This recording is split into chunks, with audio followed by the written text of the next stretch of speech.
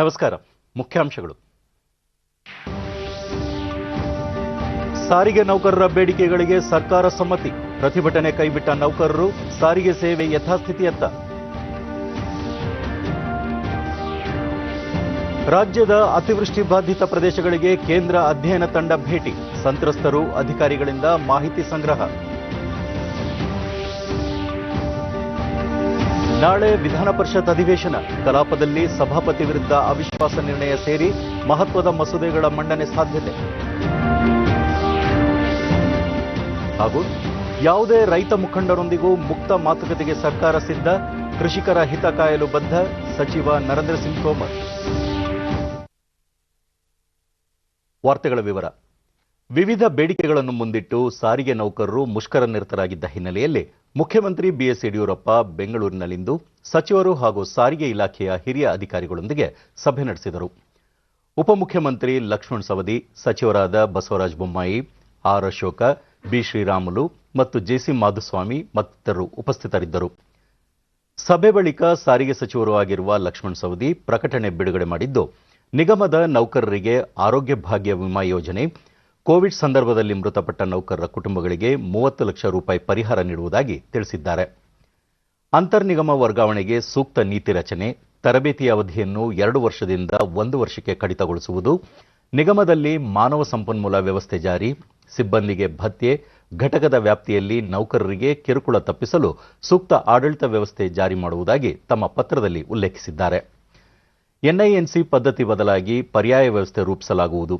6ನೇ ವೇತನ ಆಯೋಗದ ಶಿಫಾರಸನ್ನು ಪರಿಗಣಿಸುವ ಸಂಬಂಧ ಸರ್ಕಾರದ ಆರ್ಥಿಕ ಅಂಶಗಳನ್ನು ಪರಿಗಣಿಸಿ ತೀರ್ಮಾನಿಸುವುದಾಗಿ ಲಕ್ಷ್ಮಣ್ ಸವದಿ ಪ್ರಕಟಣೆಯಲ್ಲಿ ತಿಳಿಸಿದ್ದಾರೆ. ಈ ಮಧ್ಯೆ ಸ್ವಾತಂತ್ರ್ಯ ಉದ್ಯಾನವನದಲ್ಲಿ ನಡೆಸುತ್ತಿದ್ದ ಪ್ರತಿಭಟನೆಯನ್ನು ನೌಕರರು ಕೈಬಿಟ್ಟಿರುವುದಾಗಿ ಘೋಷಿಸಿದರು. ವಿವಿಧ ಬೇಡಿಕೆಗಳನ್ನು ಮುಂದಿಟ್ಟು ಕಳೆದ 4 ದಿನಗಳಿಂದ ಮುಷ್ಕರ ನಡೆಸುತ್ತಿದ್ದ ಸಾರಿಗೆ ನೌಕರರು ಇಂದು ಸಂಜೆ ತಮ್ಮ ಮುಷ್ಕರ ಹಿಂಪಡೆದಿದ್ದಾರೆ. ಸರ್ಕಾರದೊಂದಿಗೆ ನಡೆದ ಹಲವು ಸುತ್ತಿನ ಮಾತುಕತೆಯ ನಂತರ ನೌಕರರು ಪ್ರತಿಭಟನೆ ಕೈಬಿಟ್ಟು ಕರ್ತವ್ಯಕ್ಕೆ ಹಾಜರಾಗುತ್ತಿದ್ದು, ರಾಜಧಾನಿ ಬೆಂಗಳೂರು ಸೇರಿದಂತೆ ರಾಜ್ಯಾದ್ಯಂತ ಸಾರಿಗೆ ಸೇವೆ ಸಹಜ ಸ್ಥಿತಿಗೆ ಮರಳುತ್ತಿದೆ. ಬೆಂಗಳೂರಿನ ಕೆಂಪೇಗೌಡ ಬಸ್ ನಿಲ್ದಾಣ, ಕೆಆರ್ ಮಾರುಕಟ್ಟೆ ಸೇರಿದಂತೆ ಹಲವೆಡೆ ಬಿಎಂಟಿಸಿ ಬಸ್ಸುಗಳು ಸಂಚಾರ ಆರಂಭಿಸಿವೆ. ರಾಜ್ಯದ ಉಳಿದ ಜಿಲ್ಲೆಗಳಲ್ಲೂ ಕೆಎಸ್ಆರ್ಟಿಸಿ ಬಸ್ ಸಂಚಾರ ಆರಂಭಿಸಿವೆ.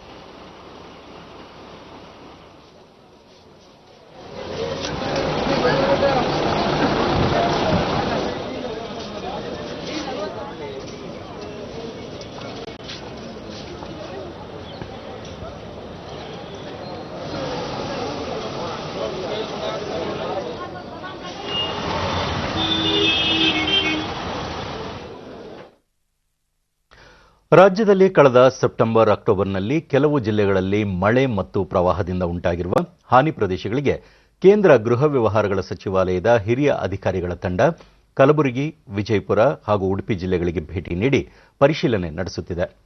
3 ತಂಡಗಳಾಗಿ ವಿವಿಧ ಪ್ರದೇಶಗಳಿಗೆ ಭೇಟಿ ನೀಡಿರುವ ತಂಡವು ಸಂತ್ರಸ್ತರಿಂದ ಹಾಗೂ ಅಧಿಕಾರಿಗಳಿಂದ ಮಾಹಿತಿ ಸಂಗ್ರಹಿಸುತ್ತಿದೆ.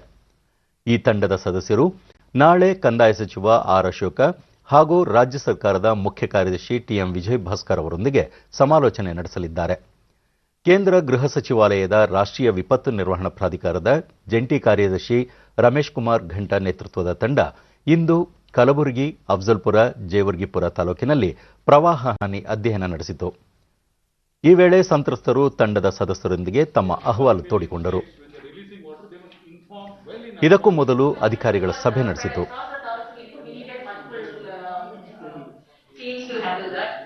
So government has drawn police, home guards, revenue officials and SDRF from all the districts, from Udupi, Mangalore, Ballari, from everywhere I got team.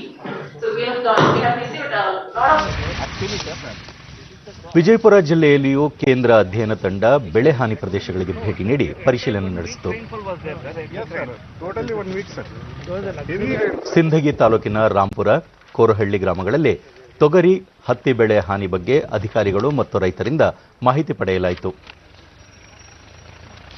ಬಳಿಕ ಸಿಂಧಗಿ ತಹಸೀಲ್ದಾರ್ ಕಚೇರಿಯಲ್ಲಿ ಏರ್ಪಡಿಸಿದ್ದ ಸಭೆಯಲ್ಲಿ ಜಿಲ್ಲಾಧಿಕಾರಿ ಪಿ ಸುನೀಲ್ ಕುಮಾರ್ ಕೇಂದ್ರ ಅಧ್ಯಯನ ತಂಡಕ್ಕೆ ಸಮಗ್ರ ಮಾಹಿತಿ ನೀಡಿದರು. ಉಡುಪಿ ಜಿಲ್ಲೆಯಲ್ಲಿ ಕೇಂದ್ರ ಅಧ್ಯಯನ ತಂಡ ಇಂದು ಬೆಳೆ ಹಾನಿ ಪ್ರದೇಶಕ್ಕೆ ಭೇಟಿ ನೀಡಿ ಮಾಹಿತಿ ಸಂಗ್ರಹಿಸಿತು. ಜಿಲ್ಲಾಧಿಕಾರಿ ಕಚೇರಿಯಲ್ಲಿ ಏರ್ಪಡಿಸಿದ್ದ ಸಭೆಯಲ್ಲಿ ಶಾಸಕರಾದ ರಘುಪತಿ ಭಟ್, ಲಾಲಾಜಿ ಆರ್ ಮೆಂಡನ್ ಮತ್ತಿತರರು ಪಾಲ್ಗೊಂಡಿದ್ದರು.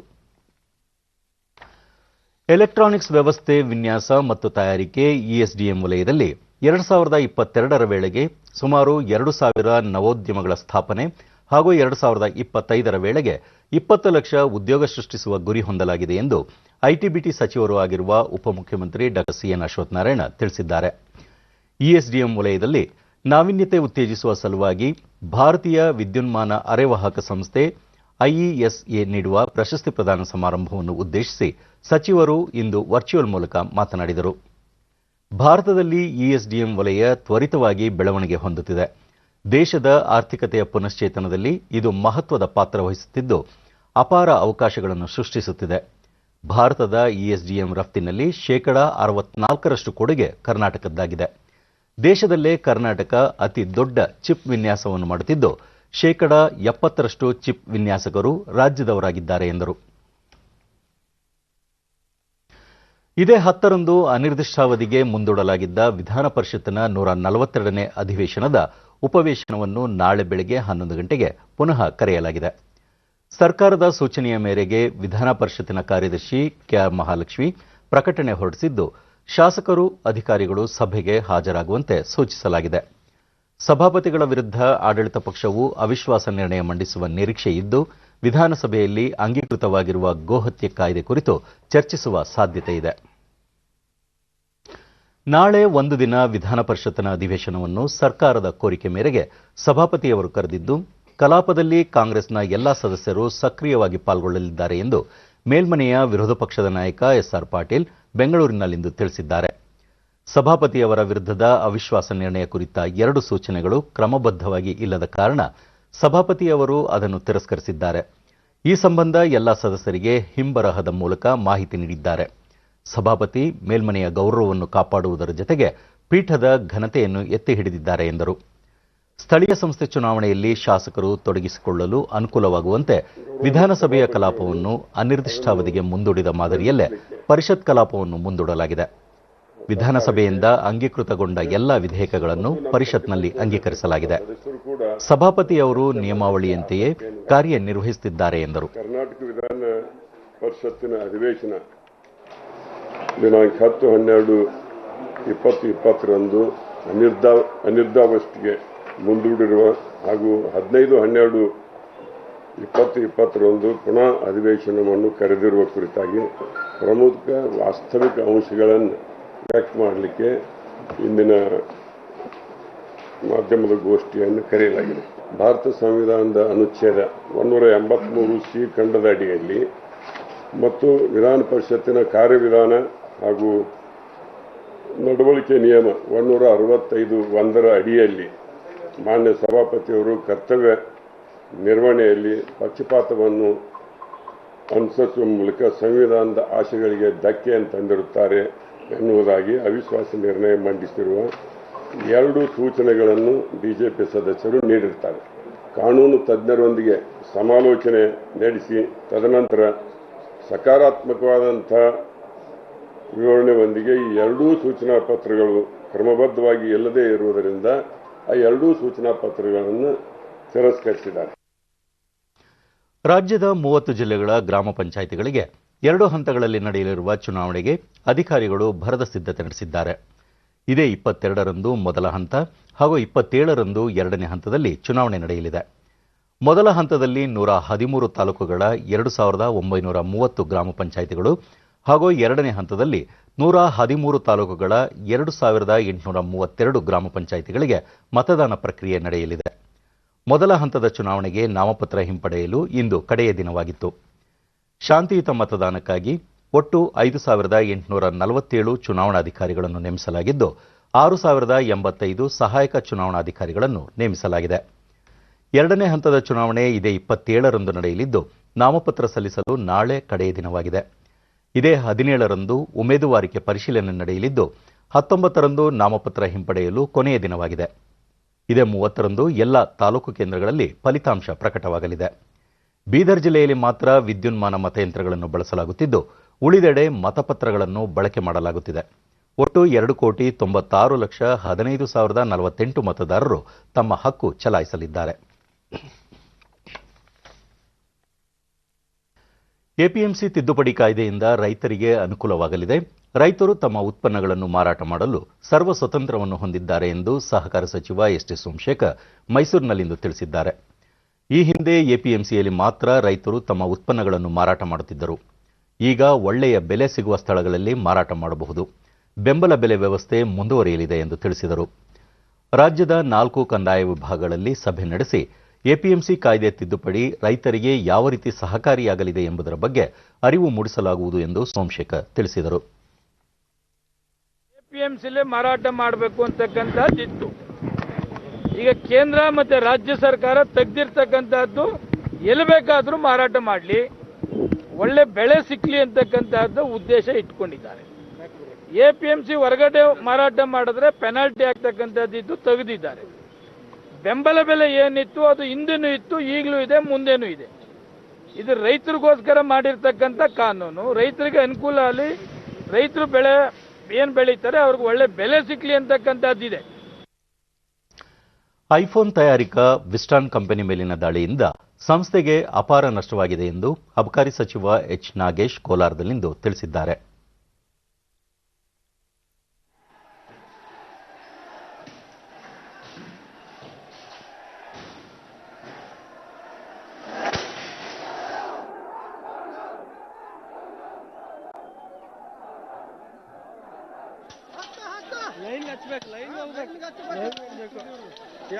ಕೆಲಸ ಮಾಡ್ಕೊಂಡು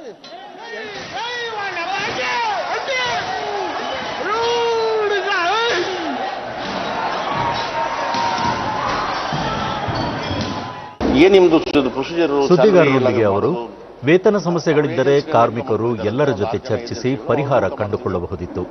ದಾಳಿ ನಡೆಸುವುದು ಕಾನೂನು ಬಾಹಿರ ಚಟುವಟಿಕೆಯಾಗಿದೆ ಎಂದರು. ವಿತರಣೆ ಆಗುತ್ತೆ. ಇನ್ನು 1500 ಜನ ಪರ್ಮನೆಂಟ್ ಎಂಪ್ಲಾಯ್ಸ್ ಇದ್ದಾರೆ, ಅವರಿಗೆ ನಾವೇ ಕೊಡ್ತೀವಿ. 10,000 ಜನಕ್ಕೆ ಅವರು ವಿತರಣೆ ಮಾಡ್ತಾರೆ ಏಜೆನ್ಸಿಗಳು. ಆಮೇಲೆ ಇಲ್ಲಿ 3,000 ಕೋಟಿಯಲ್ಲಿ ಇದನ್ನ ನಿರ್ಮಾಣ ಮಾಡಿದಂಥ ಒಂದು ಪ್ರತಿಷ್ಠಿತವಾದ ಒಂದು ಕಂಪನಿ ಅದು. SLC ವರೆಗೂ ಒಂದೇ ಸಂಬಳ, ಡಿಗ್ರಿ ಮಾಡಿದ್ರು ಒಂದೇ ಸಂಬಳ ಕೊಡ್ತಾ ಇದ್ದಾರೆ. ಅವರಿಗೆ ಸಪರೇಟ್ ಇವರಿಗೆ ಸಪರೇಟ್ ಮಾಡಿ ಕ್ವಾಲಿಫಿಕೇಶನ್ ತಕ್ಕ ಸಂಬಳ ಮಾಡ್ತಾ ಇಲ್ಲ ಅವರು. ಇವರಿಗೆ ಪರ್ಮನೆಂಟ್ ಎಂಪ್ಲಾಯ್ಸ್ 24,000 ಕೊಡ್ತಾ ಇದ್ದೀವಿ ಅಂತ ಹೇಳಿದ್ರು. ಪರ್ಮನೆಂಟ್ ಎಂಪ್ಲಾಯ್ಸ್ ಸಂಖ್ಯೆ ಕಡಿಮೆ 1,500, ಟೆಂಪರರಿ ಎಂಪ್ಲಾಯ್ಸ್ 10,000 ಜನ. ದಯವಿಟ್ಟು ಈ ತರ ಸಂಸದ ಎಸ್. ಮುನಿಸ್ವಾಮಿ, ಖಾಸಗಿ ಕಂಪನಿಗಳಿಂದ ಸ್ಥಳೀಯರಿಗೆ ಹೆಚ್ಚಿನ ಉದ್ಯೋಗಾವಕಾಶಗಳು ಲಭಿಸುತ್ತಿವೆ. ವೇತನ ಸಮಸ್ಯೆಯನ್ನು ಮುಂದಿರಿಸಿಕೊಂಡು ಸಂಸ್ಥೆಯ ಮೇಲೆ ದಾಳಿ ನಡೆಸುವುದು ಸರಿಯಾದ ಕ್ರಮವಲ್ಲ. ಇಂತಹ ಕೃತ್ಯಗಳಿಂದ ಜಿಲ್ಲೆಗೆ ಕೆಟ್ಟ ಹೆಸರು ಬರುವ ಸಾಧ್ಯತೆ ಇದೆ ಎಂದು ಅಭಿಪ್ರಾಯಪಟ್ಟರು. ಅವ್ರ ಮೇಲೆ ಇಲಾಖೆಯವರು ಆಕ್ಷನ್ ತಗೋಬೇಕು. ಮತ್ತೆ ನಾವು ಇಂಥವ್ರನ್ನ ಕ್ಷಮಿಸಲ್ಲ ಅನ್ನೋ ರೀತಿಯಲ್ಲಿ ನಾವು ಹೇಳ್ತೀವಿ. ಯಾಕಂದ್ರೆ ಇದು ಕಪ್ಪು ಚುಕ್ಕೆ ಒಂದ್ಸಲಿ ಬಂದ್ರೆ ಈ ಕೋಲಾರ ಜಿಲ್ಲೆ ಕಂಪನಿಗಳವ್ರು ಬರ್ಬೇಕಂದ್ರೆ 100 ಸಲ ಯೋಚನೆ ಮಾಡ್ತಾರೆ. ಜಿಲ್ಲಾ ವರಿಷ್ಠಾಧಿಕಾರಿ ಕಾರ್ತಿಕ್ ರೆಡ್ಡಿ ದಾಳಿ ಕುರಿತಾಗಿ ವಿಶೇಷ ತಂಡ ರಚಿಸಿ ತನಿಖೆ ನಡೆಸಲಾಗುತ್ತಿದ್ದು, ಸಿಸಿಟಿವಿ ದೃಶ್ಯಾವಳಿಗಳನ್ನು ಆಧರಿಸಿ ಹಲವರ ಮೇಲೆ ತನಿಖೆ ಆರಂಭಿಸಲಾಗಿದೆ ಎಂದು ತಿಳಿಸಿದರು. ಎವಿಡೆನ್ಸ್ ಕೊಡಬೇಕು. ನಮ್ಮ ಹತ್ರ ಸಿಸಿಟಿವಿ ಫುಟೇಜ್ ಏನಿದೆ ಆ ಎವಿಡೆನ್ಸ್ ನಾವು ಕೋರ್ಟ್ಗೆ ಅರ್ಪಿಸ್ತಾ ಇದ್ದೀವಿ. ಯಾರ್ಯಾರಿಗೆ ಅರೆಸ್ಟ್ ಮಾಡಿದ್ದೀವಿ, for everybody we have a corresponding evidence. ವಿವಿಧ ರಾಜ್ಯಗಳ 18 ರೈತ ಸಂಘಟನೆಗಳ ಪ್ರತಿನಿಧಿಗಳೊಂದಿಗೆ ಕೇಂದ್ರ ಕೃಷಿ ಸಚಿವ ನರೇಂದ್ರ ಸಿಂಗ್ ತೋಮರ್ ಇಂದು ಸಂವಾದ ನಡೆಸಿದರು. ಸಭೆಯ ಬಳಿಕ ಕೃಷಿ ಸುಧಾರಣಾ ಕಾನೂನುಗಳು ರೈತರಿಗೆ ಪೂರಕವಾಗಿದ್ದು, ಇದರಲ್ಲಿನ ನೀತಿ ಮತ್ತು ನಿಯಮಗಳು ಕೃಷಿಕರ ಹಿತ ಕಾಪಾಡುತ್ತವೆ. ರೈತರು ತಮ್ಮ ಉತ್ಪನ್ನಗಳನ್ನು ಮಾರಾಟ ಮಾಡಲು ಸ್ವಾತಂತ್ರ್ಯ ದೊರಕಿಸಿಕೊಟ್ಟಿವೆ ಎಂದರು. ರೈತ ಪ್ರತಿನಿಧಿಗಳು ಕೃಷಿ ಕಾನೂನುಗಳ ಕುರಿತು ಯಾವುದೇ ಸಂದರ್ಭದಲ್ಲೂ ಚರ್ಚೆ ನಡೆಸಲು ಮುಂದೆ ಬಂದರೆ ಸರ್ಕಾರ ಸಿದ್ಧವಿದೆ ಎಂದು ಹೇಳಿದರು. इन कानूनों के पीछे भारत सरकार की नीति और नियत दोनों सही है और हम लोगों ने किसान यूनियन के साथ बातचीत की है, उनको समझाने का भी प्रयास किया है और हमारी इच्छा है कि वो क्लॉज बाय क्लॉज चर्चा करें और हम लोगों ने जो अपनी तरफ से प्रस्ताव दिए हैं उन पर उनका क्या मत है वो व्यक्त करेंगे, तो निश्चित रूप से हम लोग चर्चा को आगे बढ़ाएं. पहली बार ऐसा हुआ. ಕೃಷಿ ಸಮನ್ವಯ ಸಮಿತಿಯ ಸದಸ್ಯ ಗುಣವಂತ್ ಪಾಟೀಲ್, ಕೃಷಿ ಕಾನೂನುಗಳ ಮೂಲಕ ಸರ್ಕಾರ ರೈತರ ಹಿತ ಕಾಯುತ್ತಿದೆ, ಇದನ್ನು ಸಂಪೂರ್ಣವಾಗಿ ತಾವು ಸಮರ್ಥಿಸಿಕೊಳ್ಳುತ್ತೇವೆ ಎಂದು ಅಭಿಪ್ರಾಯಪಟ್ಟರು. इसलिए हमने इसका अपने दिल से स्वागत किया है. ಇಂದು ಬೆಳಗ್ಗೆ ಕೃಷಿ ಸಚಿವ ನರೇಂದ್ರ ಸಿಂಗ್ ತೋಮರ್ ಹಾಗೂ ಸಚಿವ ಪಿಯೂಷ್ ಗೋಯಲ್, ಗೃಹ ಸಚಿವ ಅಮಿತ್ ಶಾ ಅವರನ್ನು ಭೇಟಿಯಾಗಿ ಪರಿಸ್ಥಿತಿಯ ಬಗ್ಗೆ ವಿವರಣೆ ನೀಡಿದರು. ಕೇಂದ್ರ ಸರ್ಕಾರ ಕೃಷಿ ಕಾನೂನುಗಳ ಕುರಿತು ರೈತರೊಂದಿಗೆ ಮುಕ್ತ ಮಾತುಕತೆ ನಡೆಸಲು ಸಿದ್ಧವಿದೆ ಎಂದು ರಕ್ಷಣಾ ಸಚಿವ ರಾಜನಾಥ್ ಸಿಂಗ್ ಹೇಳಿದ್ದಾರೆ. ಭಾರತೀಯ ವಾಣಿಜ್ಯ ಮತ್ತು ಕೈಗಾರಿಕಾ ಮಹಾಮಂಡಳದ 93ನೇ ವಾರ್ಷಿಕ ಸಭೆ ಅವರು ರೈತರ ಅಭ್ಯುದಯಕ್ಕಾಗಿ ನೂತನ ಕೃಷಿ ಕಾನೂನುಗಳನ್ನು ಜಾರಿಗೆ ತರಲಾಗಿದೆ ಎಂದರು. ಕೋವಿಡ್-19 ಸಾಂಕ್ರಾಮಿಕದ ಸಮಯದಲ್ಲಿ ಭಾರತ ವಿಶ್ವವೇ ಮೆಚ್ಚುವಂತೆ ಕಾರ್ಯನಿರ್ವಹಿಸಿದೆ. ಸಂಘ ಸಂಸ್ಥೆಗಳು ಸಂಕಷ್ಟದಲ್ಲಿರುವ ಜನರಿಗೆ ಊಟ ನೀಡಲು ಮುಂದೆ ಬಂದವು. ವೈದ್ಯರು, ಆರೋಗ್ಯ ಕಾರ್ಯಕರ್ತರು, ಆಶಾ ಕಾರ್ಯಕರ್ತರು ಶಕ್ತಿ ಮೀರಿ ಕಾರ್ಯನಿರ್ವಹಿಸಿದ್ದಾರೆ ಎಂದರು. ಕೋವಿಡ್-19 ಸನ್ನಿವೇಶದಲ್ಲಿ ಪಿಪಿಇ ಕಿಟ್, ಮಾಸ್ಕ್, ಮೂಲಸೌಕರ್ಯಗಳು, ಐಸಿಯು ಹಾಸಿಗೆಗಳನ್ನು ತ್ವರಿತವಾಗಿ ತಯಾರಿಸುವ ಸವಾಲನ್ನು ಭಾರತ ಹೊಂದಿತ್ತು. ಇಂದು ಈ ಎಲ್ಲಾ ಸವಾಲುಗಳನ್ನು ಮೆಟ್ಟಿ ನಿಂತಿದೆ ಎಂದರು. Successful implementation of the lockdown in order to contain the initial spread of the virus was no mean achievement. Voluntary organizations came forward to provide food, medicines and essential supplies in lockdown. Civil society contributed by taking care of the needy and the individuals stood by each other, many times organizing tiffin services for migrants. It was amazing the devotion of duty showed by our front-line COVID warriors, including doctors, healthcare workers, ASHA workers, sanitation staff, etc. earned the adoration of the entire nation. The government acknowledged this indomitable spirit of the entire nation. ರೈತರಿಗೆ ಕೃಷಿ ಕಾನೂನುಗಳ ಬಗ್ಗೆ ಅಪಪ್ರಚಾರ ಮೂಡಿಸುವ ಕಾರ್ಯದಲ್ಲಿ ವಿರೋಧ ಪಕ್ಷಗಳು ಸತತವಾಗಿ ಪ್ರಯತ್ನಿಸುತ್ತಿವೆ. ಆದರೆ ಈ ಕಾರ್ಯದಲ್ಲಿ ಅವರು ಯಶಸ್ಸು ಸಾಧಿಸಲು ಸಾಧ್ಯವಿಲ್ಲ ಎಂದು ಪಕ್ಷದ ವಕ್ತಾರ ಸಂಬಿತ್ ಪಾತ್ರ ತಿಳಿಸಿದ್ದಾರೆ. ದೆಹಲಿಯಲ್ಲಿ ಸುದ್ದಿಗಾರರೊಂದಿಗೆ ಅವರು ವಿರೋಧ ಪಕ್ಷಗಳು ರೈತರಿಗೆ ಭ್ರಮೆ ಮೂಡಿಸುತ್ತಿವೆ. ಗೋವಾ ರಾಜ್ಯದ ಜಿಲ್ಲಾ ಪರಿಷತ್ ಚುನಾವಣೆಯ ಫಲಿತಾಂಶ ಇಂದು ಪ್ರಕಟಗೊಂಡಿದ್ದು ಬಿಜೆಪಿಗೆ ಬಹುಮತ ದೊರಕಿದೆ. ಈ ಫಲಿತಾಂಶವೇ ರೈತರು, ಬಡವರು ತಮ್ಮ ಪರವಾಗಿದ್ದಾರೆ ಎನ್ನುವುದು ತಿಳಿಯುತ್ತದೆ ಎಂದು ತಿಳಿಸಿದರು. ಆಮ್ ಆದ್ಮಿ ಪಕ್ಷ ತನ್ನ ಚುನಾವಣಾ ಪ್ರಣಾಳಿಕೆಯಲ್ಲಿ ಎಪಿಎಂಸಿ ಕಾಯ್ದೆ ಸುಧಾರಣೆಯ ಬಗ್ಗೆ ಪ್ರಸ್ತಾಪ ಮೂಡಿತ್ತು. ಆದರೆ ಈಗ ವಿರೋಧಿಸುತ್ತಿರುವುದು ಹಾಸ್ಯಾಸ್ಪದ ಸಂಗತಿ ಎಂದು ಆರೋಪಿಸಿದರು. इस भ्रम को लोकतंत्र में हमेशा ही लोकतांत्रिक तरीके से अपने पक्ष को रख करके वैज्ञानिक रूप से तोड़ना चाहिए और इसीलिए हम चुनावों की कुछ आंकलन करेंगे और जो भ्रम की स्थिति कांग्रेस पार्टी, आम आदमी पार्टी इत्यादि उत्पन्न कर रहे हैं उसका खंडन करेंगे. गोवा में अभी जो नतीजे आए हैं, 48 सीट्स पर जिला पंचायत के चुनाव हुए हैं, उसमें हम लगभग 27 सीट पे अब जीत चुके हैं और 31 सीट की ओर बढ़ रहे हैं. एक तरह से अपने आप हम गोवा में अपने दम पर बहुमत के आंकड़े को पार कर चुके हैं. वही कांग्रेस पार्टी अब जब मैं आया था नतीजों के साथ मात्र 3 सीट पर थी, आगे चल रही थी 3 सीट पर. जहां हम 27 पर पहुंचे हैं वहां कांग्रेस मात्र 3 पर है और आम आदमी पार्टी ने भी ये सारे पंचायत के चुनाव गोवा में वो लड़ी थी. अभी भूख हड़ताल पे बैठे हैं सब.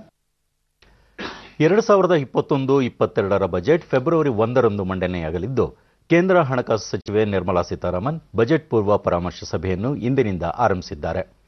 ಕೋವಿಡ್-19 ಹಿನ್ನೆಲೆಯಲ್ಲಿ ಇದೇ ಮೊದಲ ಬಾರಿಗೆ ವಿಡಿಯೋ ಸಂವಾದದ ಮೂಲಕ ಸಭೆ ಆಯೋಜಿಸಲಾಗಿದ್ದು, ಕೈಗಾರಿಕಾ ವಲಯದ ಪ್ರತಿನಿಧಿಗಳೊಂದಿಗೆ ಅವರು ಸಮಾಲೋಚನೆ ನಡೆಸಿದರು. ಈ ಸಂದರ್ಭದಲ್ಲಿ ಹಣಕಾಸು ಇಲಾಖೆ ಕಾರ್ಯದರ್ಶಿ ಡಾ ಎಬಿ ಪಾಂಡೆ, ಮುಖ್ಯ ಹಣಕಾಸು ಸಲಹೆಗಾರ ಕೆವಿ ಸುಬ್ರಹ್ಮಣ್ಯಂ ಸೇರಿದಂತೆ ಹಲವಾರು ಕಿರಿಯ ಅಧಿಕಾರಿಗಳು ಸಭೆಯಲ್ಲಿ ಪಾಲ್ಗೊಂಡಿದ್ದರು. ಇದು ಪ್ರಥಮ ಪರಾಮರ್ಶೆ ಸಭೆಯಾಗಿದ್ದು, ರೈತರು, ನಾಗರಿಕ ಸಂಸ್ಥೆಗಳ ಜೊತೆಗೂ ಅವರು ಸಂವಾದ ನಡೆಸಲಿದ್ದಾರೆ. ವಾರ್ಷಿಕ ಆಯವ್ಯಯ ರೂಪಿಸುವ ನಿಟ್ಟಿನಲ್ಲಿ ಕೈಗಾರಿಕೆ, ವಾಣಿಜ್ಯ ಸಂಘಟನೆಗಳು, ವ್ಯಾಪಾರ ವರ್ಗ ಮತ್ತು ತಜ್ಞರೊಂದಿಗೆ ಪ್ರತಿ ವರ್ಷ ಬಜೆಟ್ ಪೂರ್ವ ಸಮಾಲೋಚನಾ ಸಭೆ ನಡೆಸಲಾಗುತ್ತದೆ. ಅಂತಾರಾಷ್ಟ್ರೀಯ ಕೊರೋನಾ ವೈರಸ್ ಕಿರುಚಿತ್ರೋತ್ಸವ ಸಮಾರಂಭವನ್ನು ದೆಹಲಿಯಲ್ಲಿ ಆಯೋಜಿಸಲಾಗಿದೆ. ಕೇಂದ್ರ ವಾರ್ತಾ ಮತ್ತು ಪ್ರಸಾರ ಖಾತೆ ಸಚಿವ ಪ್ರಕಾಶ್ ಜಾವಡೇಕರ್, ಕೊರೋನಾ ವೈರಸ್ ಕುರಿತ ಕಿರುಚಿತ್ರಗಳು ಕೋವಿಡ್-19ರ ಪರಿಣಾಮವನ್ನು ಬಿಂಬಿಸುತ್ತಿವೆ, ವಿಶ್ವದಲ್ಲಿ ಉಂಟಾದ ತಲ್ಲಣಗಳು ಹಾಗೂ ಬದಲಾವಣೆಗಳನ್ನು ಸಾದರಪಡಿಸಿವೆ ಎಂದರು. ಕೊರೋನಾ ಕಾಲದಲ್ಲೂ ಜನರ ಪ್ರತಿಭೆ ಜಾಗೃತವಾಗಿತ್ತು. ಯಾವುದೇ ಸಂಕಟಕ್ಕೆ ಪರಿಹಾರ ಹುಡುಕುವುದೇ ಮಾನವನ ವಿಶೇಷತೆ ಎಂದ ಅವರು, ಕೊರೋನಾ ವೈರಸ್ ಹೆಸರಿನಲ್ಲಿ ಕಿರುಚಿತ್ರೋತ್ಸವ ಮಾಡುವ ಕಲ್ಪನೆಯೇ ಅದ್ಭುತ ಎಂದು ಅಭಿಪ್ರಾಯಪಟ್ಟರು. ಕೋವಿಡ್-19 ಸಾಂಕ್ರಾಮಿಕದ ಅಪಾಯವನ್ನು ಭಾರತ ಮೊದಲ ಹಂತದಲ್ಲೇ ಗುರುತಿಸಿದ್ದರಿಂದ ಹೆಚ್ಚಿನ ಜೀವಹಾನಿ ಸಂಭವಿಸಲಿಲ್ಲ. ದೇಶದಲ್ಲಿ ವೈರಸ್ಗೆ ವಿವಿಧ ಹಂತಗಳಲ್ಲಿ ಲಸಿಕೆ ಪ್ರಯೋಗ ಸಾಗಿದ್ದು, ಕೆಲವೇ ದಿನಗಳಲ್ಲಿ ಈ ಸಂದಿಗ್ಧತೆಯಿಂದ ಹೊರಬರುವ ನಿರೀಕ್ಷೆ ಇದೆ ಎಂದು ತಿಳಿಸಿದರು. ಲಸಿಕೆ ಪಡೆದ ಮೊದಲ 2 ತಿಂಗಳ ಕಾಲ ಎಚ್ಚರಿಕೆ ವಹಿಸಬೇಕು. ಲಸಿಕೆ ಪಡೆದ ಮೇಲೆ ಪ್ರತಿಯೊಬ್ಬರೂ ಮೈ ಮರೆಯುವಂತಿಲ್ಲ ಎಂದು ತಿಳಿಸಿದರು. लॉकडाउन हुआ कहीं 2 महीने 3 महीने, अभी यूरोप में भी कुछ जगह चल रहा है, तो कुल मिला के बाहर न जाए, इसलिए लोग घरों में ज्यादा रहने लगे, तो टीवी भी ज्यादा देखने लगे, रेडियो ज्यादा सुनने लगे, एंटरटेनमेंट के अन्य साधनों का उपयोग करने लगे, और ये फिल्में देखने में, ये शॉर्ट फिल्में भी व्हाट्सएप पर और बाकी सोशल मीडिया पर लोग देखते हैं, लाखों की तादाद में देखते हैं. ये उसका रीच है, और इसलिए ये संकट को भारत ने बहुत अच्छे तरीके से संभाला. अनेक देशों के प्रमुख नेता हमने देखे, राष्ट्राध्यक्ष, जिनको खुद को कोरोना हुआ, उसमें मुद्दा नहीं है, लेकिन वो मानने को ही तैयार नहीं थे कि कोरोना करके कुछ है. लेकिन हमारे देश में ಕೇಂದ್ರ ಅಲ್ಪಸಂಖ್ಯಾತ ವ್ಯವಹಾರಗಳ ಸಚಿವ ಮುಖ್ತಾರ್ ಅಬ್ಬಾಸ್ ನಖ್ವಿ, ಕೊರೋನಾ ವೈರಸ್ ನಿಯಂತ್ರಣದಲ್ಲಿ ಭಾರತವು ವಿಶ್ವವೇ ಮೆಚ್ಚುವಂತೆ ಕಾರ್ಯನಿರ್ವಹಿಸಿದೆ. ಕೊರೋನಾ ಕಾಲದಲ್ಲಿ ಯಾವ ರೀತಿಯ ಘಟನೆಗಳು ನಡೆದವು ಎನ್ನುವ ದಾಖಲೆಗೆ ಈ ಕಿರುಚಿತ್ರಗಳು ಸಾಕ್ಷಿಯಾಗಲಿವೆ ಎಂದರು. ಕಳೆದ 14 ದಿನಗಳಿಂದ ನಡೆದ ವರ್ಚುವಲ್ ಚಿತ್ರೋತ್ಸವದಲ್ಲಿ 108 ದೇಶಗಳ 2855 ಕಿರುಚಿತ್ರಗಳನ್ನು ಪ್ರದರ್ಶಿಸಲಾಗಿದೆ. क्या क्या गतिविधियां हुई, किस तरह से हम लोगों को जागरूक किया गया, किस तरह से लोगों ने खुद संयम और सावधानी बरती, वो सारी फिल्मों में होगा. मेरा देखना नहीं हुआ, लेकिन मौका लगेगा तो जरूर उसको देखेंगे. मैं एक बार फिर से जो है वो पूरी इस जूरी को, देवेंद्र खंडेलवाल जी और उनकी पूरी टीम को बहुत बहुत बधाई देता हूं कि उन्होंने बहुत ही अच्छा, बहुत ही साहसिक और बहुत ही सार्थक ये काम किया है. इससे न केवल मेरे देश में क्या क्या इस कोरोना काल में हुआ उसकी लोगों को जानकारी मिले, क्योंकि ये तो एक इतिहास होगा. ನೀತಿ ಆಯೋಗವು ಸಾರ್ವಜನಿಕರ ಆರೋಗ್ಯದ ಕುರಿತು ಭಾರತದಲ್ಲಿ ಸಾರ್ವಜನಿಕ ಆರೋಗ್ಯ 2035 ಎನ್ನುವ ವರದಿಯನ್ನು ಇಂದು ಬಿಡುಗಡೆ ಮಾಡಿದೆ. ಈ ಸಂದರ್ಭದಲ್ಲಿ ನೀತಿ ಆಯೋಗದ ಮುಖ್ಯ ಕಾರ್ಯನಿರ್ವಹಣಾಧಿಕಾರಿ ಅಮಿತಾಬ್ ಕಾಂತ್, ಉಪಾಧ್ಯಕ್ಷ ಡಾ ರಾಜೀವ್ ಕುಮಾರ್ ಮತ್ತು ಸದಸ್ಯ ಡಾ ವಿನೋದ್ ಕೆ ಪಾಲ್ ಸೇರಿದಂತೆ ಮತ್ತಿತರರು ಉಪಸ್ಥಿತರಿದ್ದರು. ಆಯುಷ್ಮಾನ್ ಭಾರತ್ ಯೋಜನೆಯಡಿ 3 ಸ್ತರಗಳ ಸಾರ್ವಜನಿಕ ಆರೋಗ್ಯ ವ್ಯವಸ್ಥೆ ರೂಪಿಸುವ ಮೂಲಕ ಜನರ ಆರೋಗ್ಯದ ಸ್ಥಿತಿಗತಿಯ ಮೇಲೆ ಕಣ್ಗಾವಲು ಇರಿಸುವ ಭಾರತದ ದೃಷ್ಟಿಕೋನವನ್ನು ಈ ವರದಿ ಒಳಗೊಂಡಿದೆ.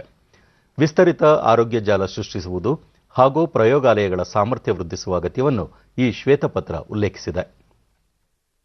ಪ್ರಧಾನಿ ನರೇಂದ್ರ ಮೋದಿ ನಾಳೆ ಗುಜರಾತ್ನ ಕಚ್ ಪ್ರದೇಶದ ಧೋರ್ ಡೋಗೆ ಭೇಟಿ ನೀಡಲಿದ್ದು, ಹಲವು ಅಭಿವೃದ್ಧಿ ಕಾಮಗಾರಿಗಳಿಗೆ ಶಿಲಾನ್ಯಾಸ ನೆರವೇರಿಸಲಿದ್ದಾರೆ. ಹೈಬ್ರಿಡ್ ನವೀಕರಿಸಬಹುದಾದ ಇಂಧನ ಪಾರ್ಕ್ ಮತ್ತು ಸಂಪೂರ್ಣ ಸ್ವಯಂಚಾಲಿತ ಹಾಲು ಸಂಸ್ಕರಣೆ ಮತ್ತು ಪ್ಯಾಕಿಂಗ್ ಘಟಕದ ಕಾಮಗಾರಿಗೆ ಪ್ರಧಾನಿ ಚಾಲನೆ ನೀಡಲಿದ್ದಾರೆ. ಕಚ್ ಪ್ರದೇಶದ ಮಾನ್ವಿಯಲ್ಲಿ ಸಮುದ್ರದ ನೀರಿನಿಂದ ಉಪ್ಪನ್ನು ಇಂಗಿಸಿ ಕುಡಿಯುವ ನೀರನ್ನಾಗಿ ಪರಿವರ್ತಿಸುವ ಮಹತ್ವದ ಯೋಜನೆಗೆ ಪ್ರಧಾನಿ ಶಂಕುಸ್ಥಾಪನೆ ಮಾಡಲಿದ್ದಾರೆ. ದಿನಕ್ಕೆ 10 ಕೋಟಿ ಲೀಟರ್ ಸಾಮರ್ಥ್ಯವಿರುವ ಘಟಕವಾಗಿದೆ. ಕೇಂದ್ರ ಆರೋಗ್ಯ ಇಲಾಖೆಯ ಇ ಸಂಜೀವಿನಿ ಟೆಲಿ ವೈದ್ಯಕೀಯ ಸೇವೆಯ ಮೂಲಕ ಇದುವರೆಗೆ 10 ಲಕ್ಷ ಜನರು ವೈದ್ಯರೊಂದಿಗೆ ಸಮಾಲೋಚನೆ ನಡೆಸಿದ್ದಾರೆ. ದೇಶದ 550 ಜಿಲ್ಲೆಗಳ ಜನರು ಅಂತರ್ಜಾಲದ ಮೂಲಕ ವೈದ್ಯರ ನೆರವು ಪಡೆದು ತಮ್ಮ ಸಮಸ್ಯೆಗಳಿಗೆ ಮನೆಯಲ್ಲೇ ಪರಿಹಾರ ಕಂಡುಕೊಂಡಿದ್ದಾರೆ. ಪ್ರತಿದಿನ ಸುಮಾರು 14,000 ಮಂದಿ ಈ ಸಂಜೀವಿನಿ ಸೇವೆಯನ್ನು ಪಡೆದುಕೊಳ್ಳುತ್ತಿದ್ದು, ಈ ಸಂಖ್ಯೆ 10 ಲಕ್ಷ ಮೀರಿದೆ. ಕೋವಿಡ್-19 ಸಾಂಕ್ರಾಮಿಕದ ಸಮಯದಲ್ಲಿ ಆರೋಗ್ಯ ಸೇವೆ ನೀಡುವ ಉದ್ದೇಶದಿಂದ ಈ ಸಂಜೀವಿನಿ ಡಿಜಿಟಲ್ ಸೌಲಭ್ಯ ಆರಂಭಿಸಲಾಗಿದೆ. ಹೆಚ್ಚು ಸಲಹೆ ಪಡೆದ ರಾಜ್ಯಗಳ ಪಟ್ಟಿಯಲ್ಲಿ ತಮಿಳುನಾಡು ಮೊದಲ ಸ್ಥಾನದಲ್ಲಿದ್ದರೆ, ಕರ್ನಾಟಕ 8ನೇ ಸ್ಥಾನದಲ್ಲಿ.